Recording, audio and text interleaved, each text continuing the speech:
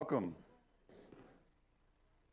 Working a little bit on my slides there. The text was white with a blue background. It doesn't quite work well.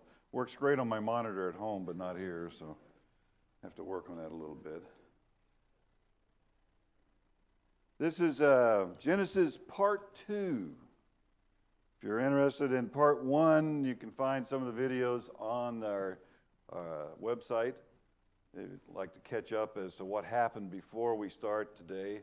We're going to be in chapter 34 is where we're going to kind of start if you want to go there. And you're welcome to read ahead if you like to do that kind of stuff. The Genesis is an interesting book. At least I find it interesting as you read through it. You see what was going on after creation, mankind, the things that happened to the families at that time are not unlike what happened to families today. We just have cell phones. You know, back then they had send somebody to tell somebody. So they sort of had voicemail. They would send their son to go tell somebody something. Learning objective for this session is to know and understand the old story. One of the things I find fascinating when I study any of the books of the Bible is that you always you go look at commentators and other people that write about those books, and I'm always impressed with their speculative reasoning sometimes. It's amazing where they go with it. The story we're going to eventually get to, hopefully before the end of class, which I think we will, is about the abduction of Dinah, Jacob's only daughter. At least that's the title of it. You've also got, the rape of Dinah and a few other things. But you can find commentators who suggest that it was just a love story. So we're going to look at the text and we're just going to see what it says. We're going to exegese it. In other words, just lay alongside of it and see what's there. And when you know the old story, you know what it says in there. It's easier, not so much easy, but it's easier to be able to understand what somebody is saying about a passage if you know what the passage says. If you take their word for it, well, you could be misled when you take their word for it. You need to go into the scriptures and read it and understand what the story says, what the scriptures say. And then the discussion can be had from there. In Acts 7, if you turn over there, we're not going to read it, but I would strongly recommend you read Acts 7 before next week.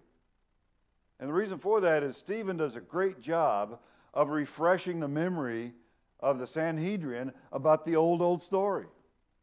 He does a wonderful job about it. He goes through everything that they've studied all their life from when they were just a little kid on up, just like you and I have studied, many of us from being a little child on up. But we have gone back and studied that old story. We've colored many pictures of that old story. And so we even probably have certain teachers that from our youth that we remember and who are influential in our lives and our decisions that we made. And so Stephen goes through and gives you the Reader's Digest version of the history of the Old Testament.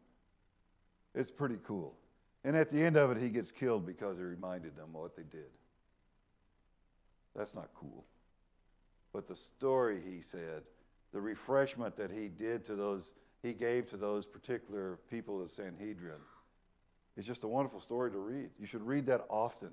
It'll remind you, it'll refresh your memory of the story of Jesus and how he got there.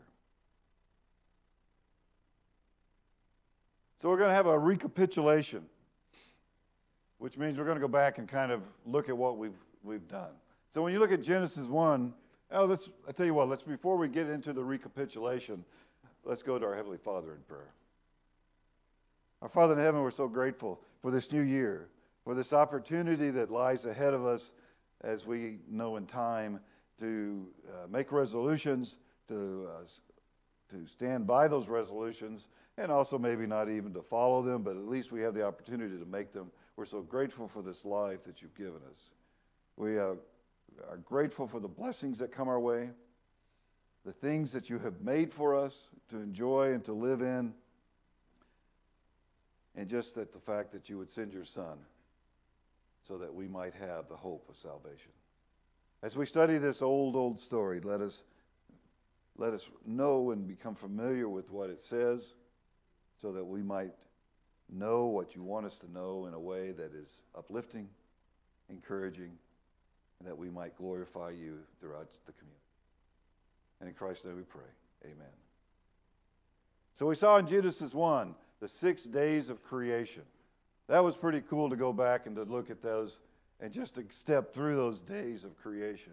The second chapter, we had a broader study of creation and got down into some details of it. Then we saw in Genesis 3 the temptation and sin and its consequences as the humanity began to grow on the earth. And in 4, Cain, Abel, and Seth, the first sacrifices, the first murder, and the first city. A book of firsts. Genesis 5, descendants of Adam begin to die. Genesis 6, the building of the ark, the coming of the worldwide flood, not the World Wide Web, but the worldwide flood. The flood ends, beauty, if you will, the rainbow, and ugly, Noah's drunkenness. Genesis 10, descendants of Shem, Ham, and Japheth. And then you see in Genesis 11, the building of the Tower of Babel.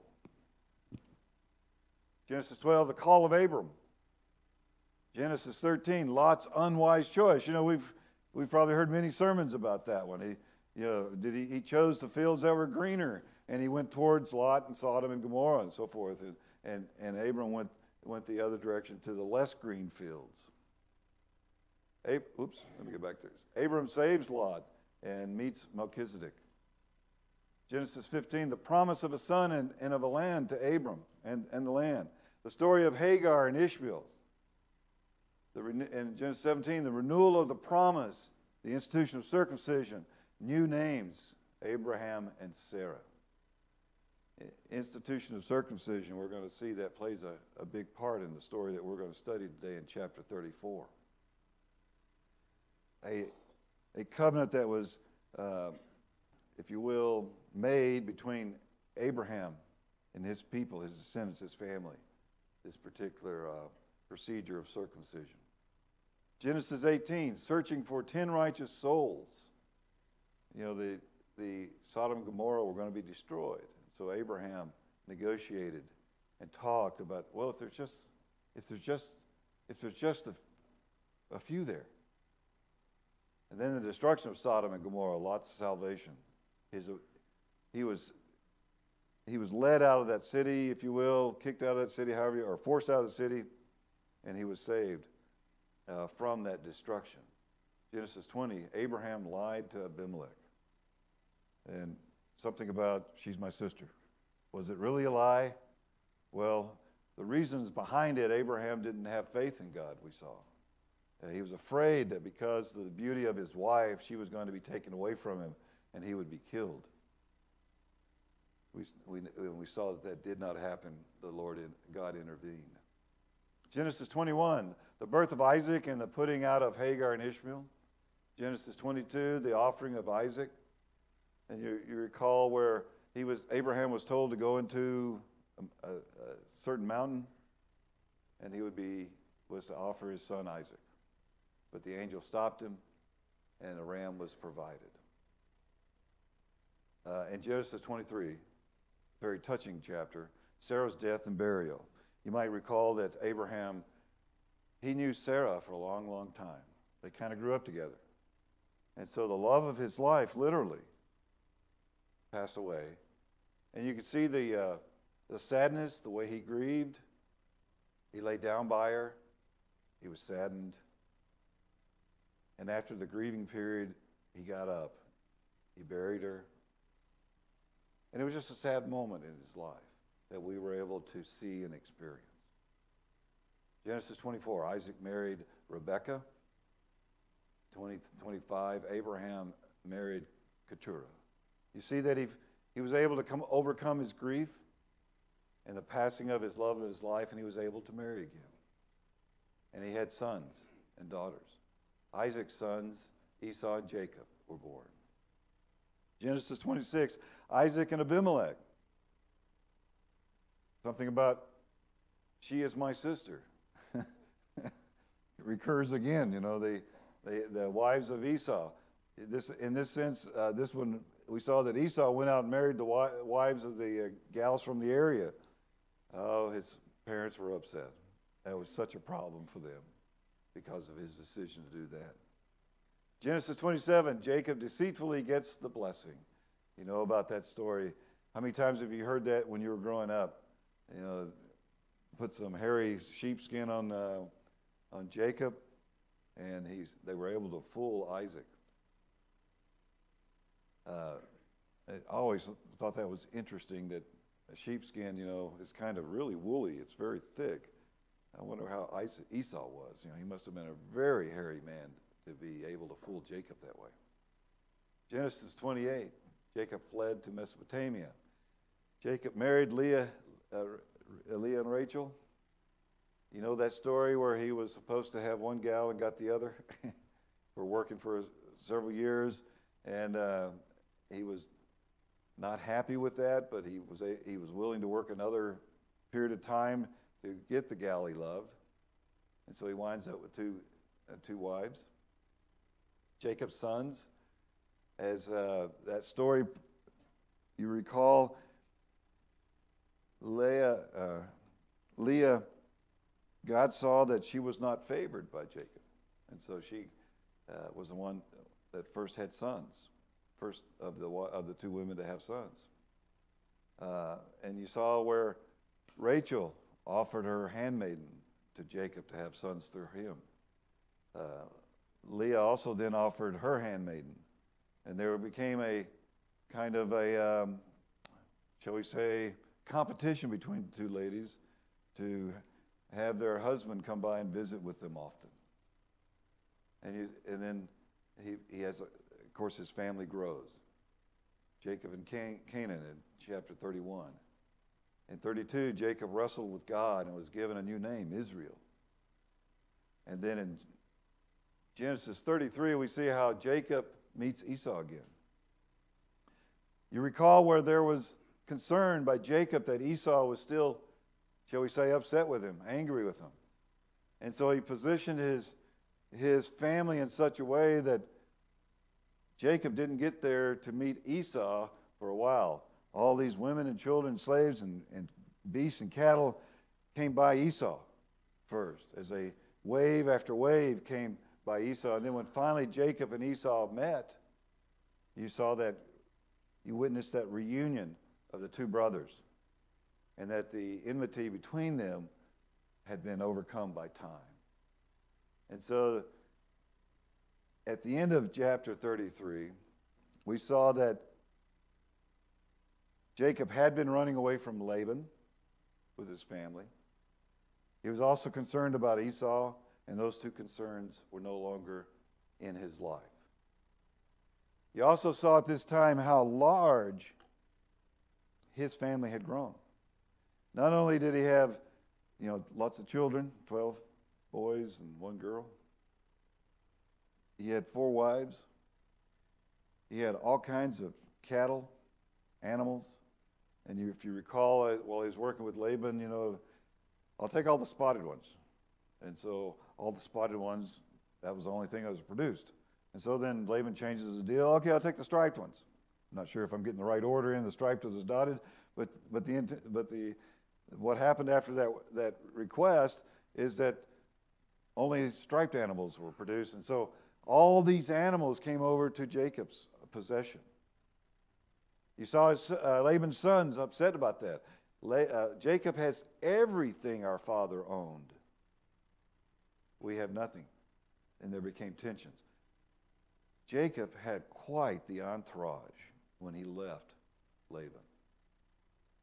He was the CEO of an extremely large ranch.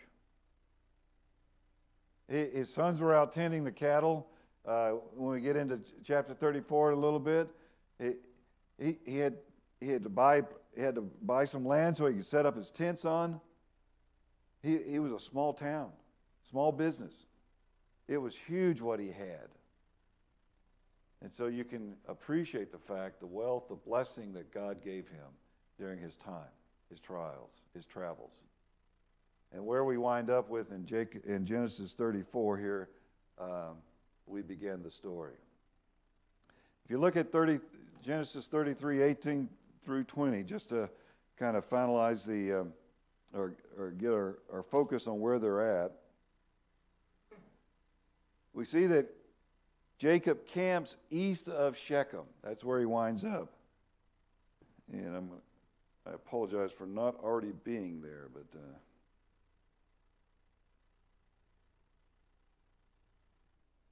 and so once he left the northwest Mesopotamia area and arrived safely at the city of Shechem after he met Esau and went through that renewal, if you will, of getting acquainted with Esau again. In the land of Canaan, and there he camped east of the city. He bought a part of the field where he had camped with the sons of Hamor, father of Shechem, for 100 pieces of silver. He built an altar there and named it after God, the God of Israel. So here's where he's at. He's bought land from Hamor, the father of Shechem. Now, apologize, my slides had white text and they're kind of running around. This is just kind of a picture to illustrate Jacob's family size. You can see the screen, the picture that's made there is just full of things. And unfortunately, we can't see that because I haven't quite figured out what I need to put my PowerPoints in. But if you could see that, you would, let's see. Here we have Jacob, and this is his 4 wives and his family right here.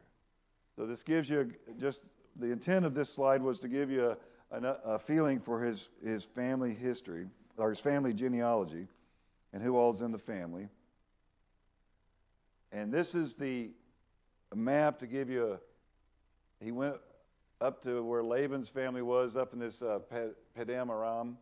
And so he's come down in here, he's east of Shechem, right in this area. Over here is where he was named Israel, and so now he's over in that area.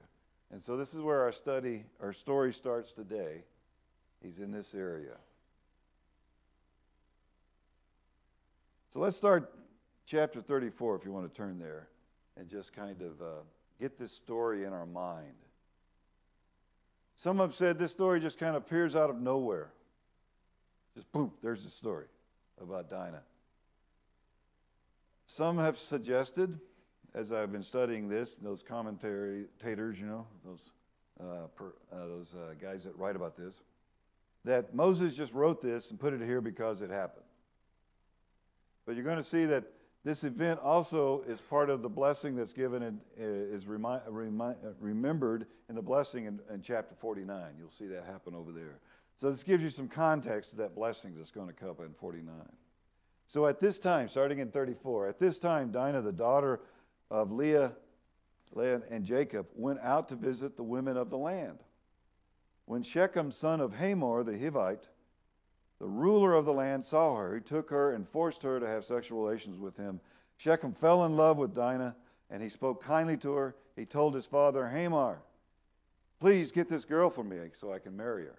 Now, I'm reading from the New Century Version. You might have the King James that says he defiled her. I think that's correct.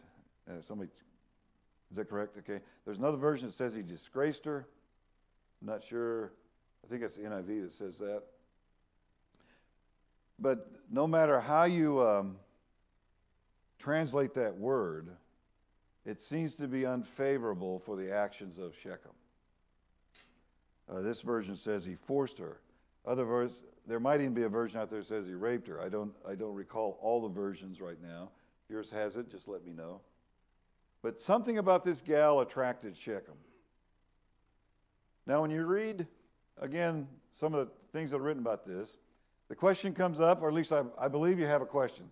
There's probably a question out there. How old was Dinah? Anybody asking that question yet? How old was she? Anybody know? Want to speculate? Here's your time. How old was she? 15. We got a 15. Do we have no? We have an auction going on. She was a teen. I fall into the category of, well, does anybody else have another suggested time, age before I jump in with my thoughts? I fall into the category she was probably a teenager, and that's a wide range, isn't it? Well, I ran across one that suggested she was 7 years old. Well, I don't know how you get to there, but he had his the particular writer had his reasons. You have this gal that Dinah is going out, and she's visiting with the women of the land, is how this translation reads it. She wants to visit, she wants to see what's going on. Can you fault her for that? You just want to get out.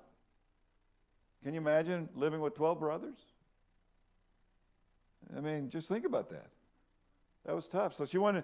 Now, there's also those out there that write that Jacob probably had other daughters. I don't know where they get that, but they do speculate that. I could see how there could be slave women and girls and boys in the camp of Jacob. It was large. He had lots of servants. He had lots of families that he was responsible for. But Dinah wanted to go visit the women of the land. And so she's a teenager. So let's kind of look at her life for a moment. For the last few years, 10 years or so of her life, she was pretty much running from some situation with her family. She was on the move. So they'd settled down in this little town called Shechem, just east of it. And so she wanted to meet some people. Maybe she was just curious. For whatever reason, she went to visit the women of the land. And this young man, Shechem, apparently a very influential young man, he was the father of Hamor, son of Hamor, felt like he could do what he pleased with her. It's a sad story, isn't it? You can take it a lot of places, but if you just accept it for what it is, it says here, Shechem fell in love with Dinah, but he didn't do that until after he had disgraced her. Now, I did read one guy that said something, well, he had a little bit of character in him. He didn't make this a one-night stand. He wasn't a one-night stand guy. And so he fell in love with her, and he wanted to make it right. Well, I don't know about that, but the story here says that he fell in love with her, and it was afterwards. And he goes to his father and says, get this girl for me. Have we ever heard that before in other stories? Some long-haired guy? Yeah, he said, Mom, Dad, get this girl for me. You know, it's kind of interesting. We may look in our 20th century notions, we may look upon this and say, who would do that? I mean, in today's society, how do we fall in love? Do we say, Mom, Dad, can you get me this girl? Anytime Mom and Dad says to our son or daughter, get that girl, what do they normally do? They reject them right out, don't they? You really, and I'm being a little facetious, but generally we expect people to meet each other, fall in love, date, court, and then marry, and then that's when the intimate relationship begins. That's the notion of today. Back in those days, though, most marriages were arranged. There is evidence in the history that it was very young when marriages were arranged. And so you can see how they can speculate that she could have been 7. She could have been a young teen, could have been an older teen. But she couldn't have been much older than about 15, 16 years old at the most. And so Jacob, verse 5, Jacob learned how Shechem had disgraced his daughter. But since his sons were out in the field with cattle, Jacob said nothing until they came home. While he waited, Hamor, father of Shechem, went to talk with Jacob. So it's unfolding. Jacob's going to wait till his sons come back. It doesn't say exactly how Jacob learned about this. But, you can, if I allow a minute or so of speculation, he has servants. He's got a big entourage. He's got a lot of people that are coming to him and telling him of his organization. So I'm kind of the opinion that one of his servants who was already in town saw what happened or heard what happened and came back and told him. But I just want to point out that's speculating. But somehow Jacob learned how Shechem had disgraced his daughter. And while he waited, Hamor came to him and wanted to talk and went to talk with Jacob. There's some concern here by Hamor. You can tell that Shechem was out of line. But he doesn't seem to be too upset about it. When Jacob's sons heard what had happened, they came in from the field. They were very angry that Shechem had done such a wicked thing to Israel. It was wrong for him to have sexual relations with Jacob's daughter. A thing like this should not be done. So even in that community, in that time, it was understood that that type of behavior was not appropriate and should not have been allowed, or should not have happened. Now you could say, well, the brothers are just very protective of their sister. Well, that's good. But still, the point I think we need to get across that even back in those times, to influence our behavior today, which is for humans is a bit challenging to us, is that we need to understand that that kind of behavior prior to marriage is not appropriate, even if you fall in love afterwards. This created a stir. This created animosity between the people of family of Hamor and the family of Jacob. But Hamor, in verse 8, let's see. But Hamor talked to Dinah's brothers and said, "My son Shechem is deeply in love with Dinah. Please let him marry her. Marry our people. Give your women to our men as wives, and take our women for your men as wives. You can live in the same land with us. You will be free to own land and to trade here." Hamor understands, I think, the ramifications of what his son did. His son was definitely out of control, in the sense that he was apparently a very popular, a very influential man in the city. Shechem was. He was also a man, I would suggest, used to getting his way.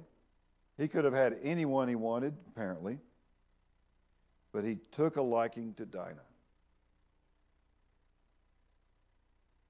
And Hamor, his father, tries to I don't know about covered up, but to resolve the issue, and let's play fair. Let's play with each other in a way that's loving, or at least based upon us getting profit. Some of the writers I read, Hamar's looking at this as a financial deal. The other question that comes up, and we'll see here in a little bit, how big was the town of Shechem at that time? How many people were there? It's not clear. It wasn't thousands, I don't think, but it might have been several hundred. Might not have been that many at all. It may have been less than 100 there. But the point is, they were not a large community. Shechem was not. Hamor and his family group were not as wealthy as Jacob's family. And so some have suggested that Hamor saw a financial opportunity. And indeed, he does include in his offer a financial deal. We will become one. Verse 11, Shechem also talked to Jacob and to Dinah's brother and said, "Please accept my offer." I always wonder what the tone of voice was at this time whenever Shechem was there in front of these brothers.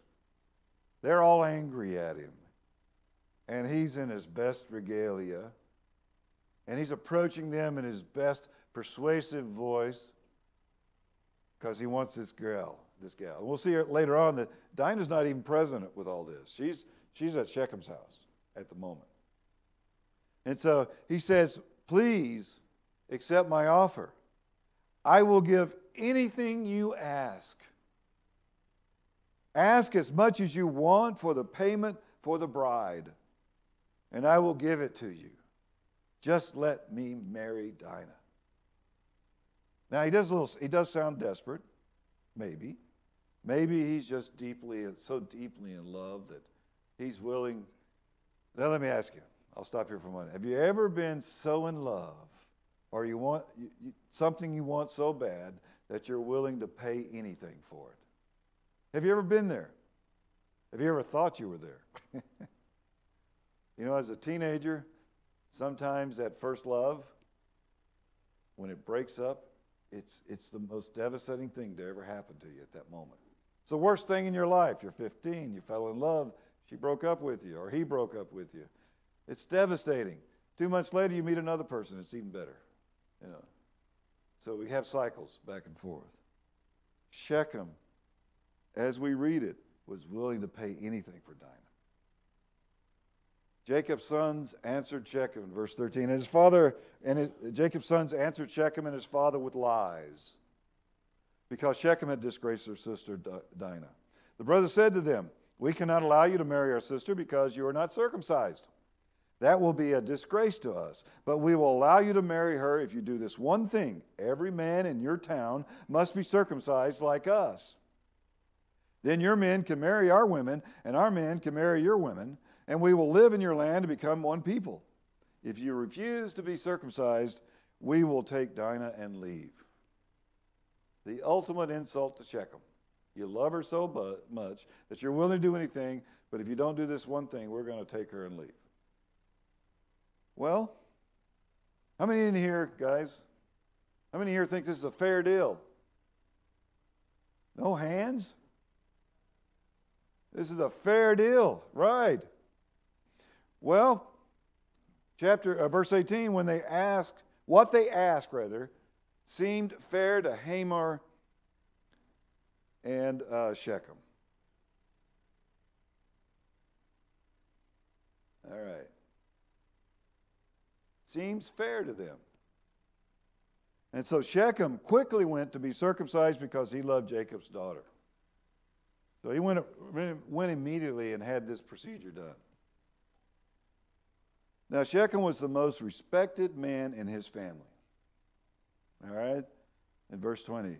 So Hamor and Shechem went to the gate of their city and spoke to the men of their city, saying. And so you may recall back in that time, the leaders of the community would go to the gate and sit and talk and discuss the decisions that were going to be made for that particular city. So this is a very important place that they're going. It's kind of like going to Synod or someplace that is designated as where our leaders go. And so Hamor and Shechem went to the gate of their city and spoke to the men of their city, saying, "These people want to be friends with us. So let them live in our land and trade here. There is enough land for all of us. Let us marry their women, and we can let them marry our women. But we must agree to one thing. All our men must be circumcised as they are. Then they will agree to live in our land, and we will be one people. If we do this, their cattle and their animals will belong to us. Let us do what they say, and they will stay in the land." Now, have you bought into this deal, guys? Do I have a change of hands now? Who's seeing this as a financial opportunity? All I got to do is this one thing. It's a financial. Hey, there's wealth coming, you know. All the people who had come to the gate, city gate, heard this. They agreed with Hamor and Shechem, and every man was circumcised.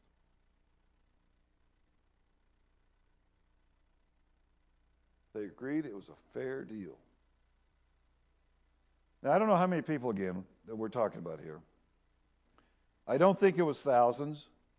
It could have been several hundred, could have been under 100. But in verse 25, 3 days later, the men were circumcised, were still in pain. So something happened quickly after the men of the city agreed to this fair deal.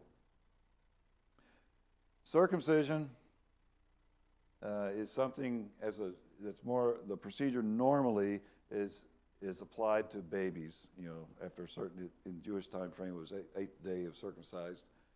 Today, with medicine and things like that, generally applied to babies.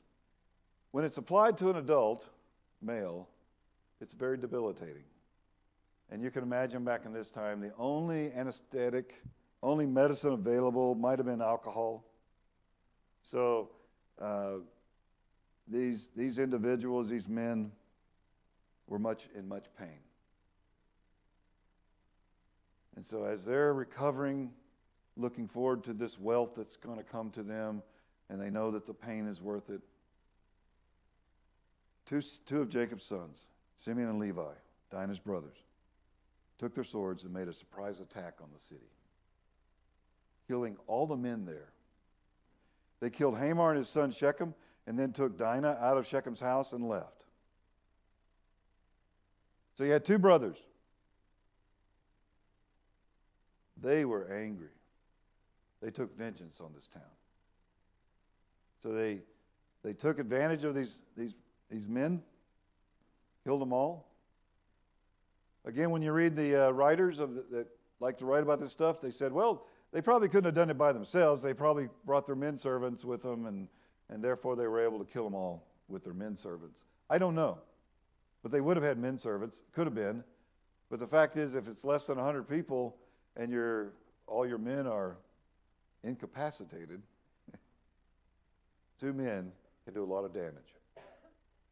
Verse 27, Jacob's sons, other than Simeon and Levi, came upon the dead bodies and stole everything that was in the city to pay them back for what Shechem had done to their sister.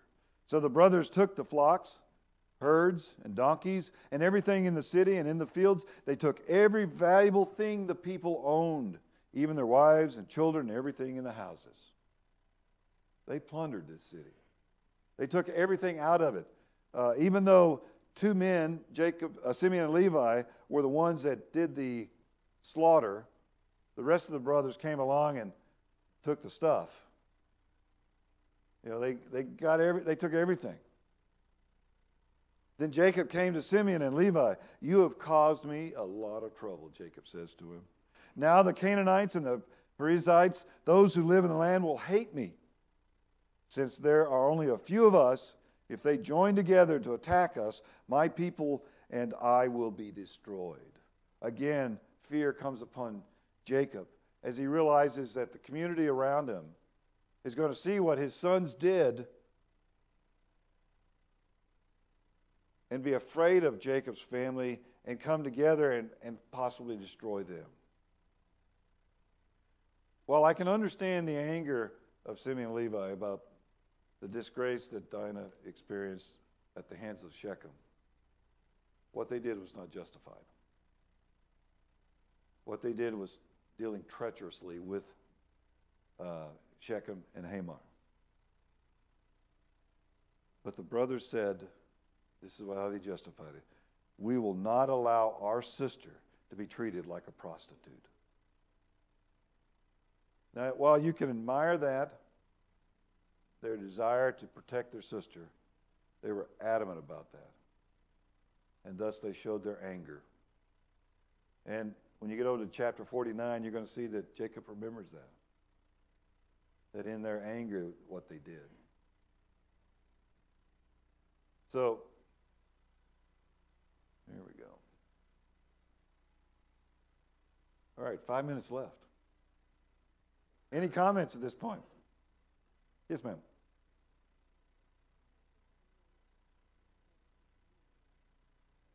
Well, there was that, I'm not sure exactly at this time if they weren't supposed to marry foreign people, but it was practice where Jacob went to Laban to get a wife from that family instead of the locals.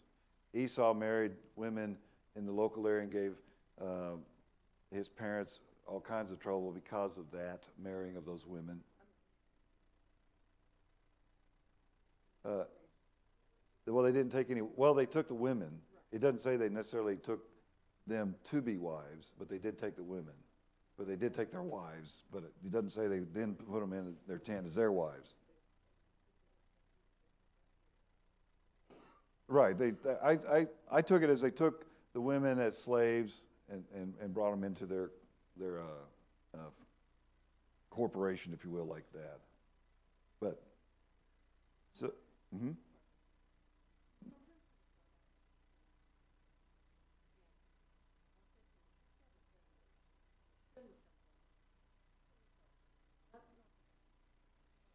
Well, yeah.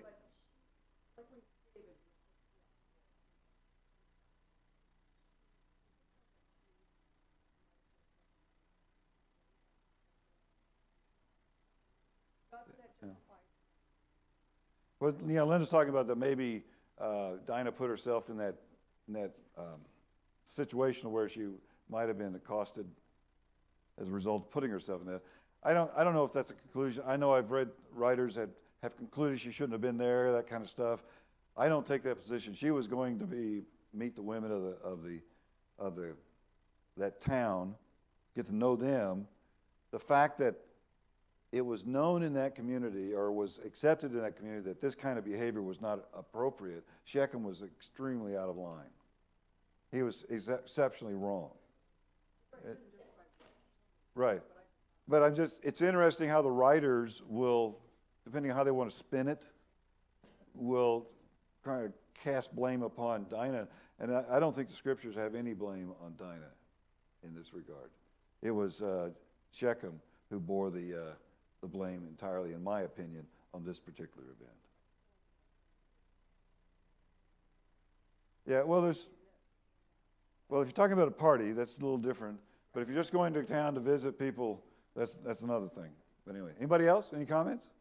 Yes.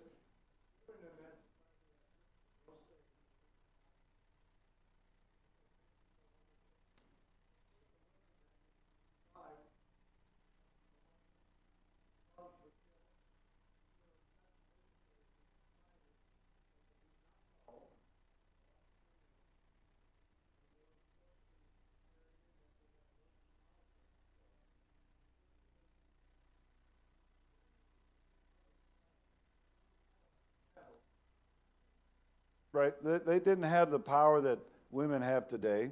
That's for certain. It was a different society at that time, and sometimes we overlooked. And what Dave was talking about at that time, women did not have as much influence as didn't have any influence. They were just considered, I have my cattle and my wives kind of thing. They were just part of the man's ownings. But they were influential. We see many places where the women in their like the wives, they had a competition between which night their husband was going to visit them. There was a lot of competition going on. But yes, you're right, in a sense of marriage, back in those days, they were arranged. Many times you didn't know. Most of the time, the two people didn't know each other. They were just put together. And so that's just the way it was at that time. So we need to be at least aware of the differences between today and then. Anything else? Yes, Bill. I'm just wondering,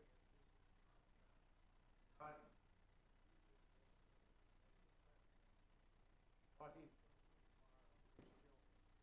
did wrong. Not ever.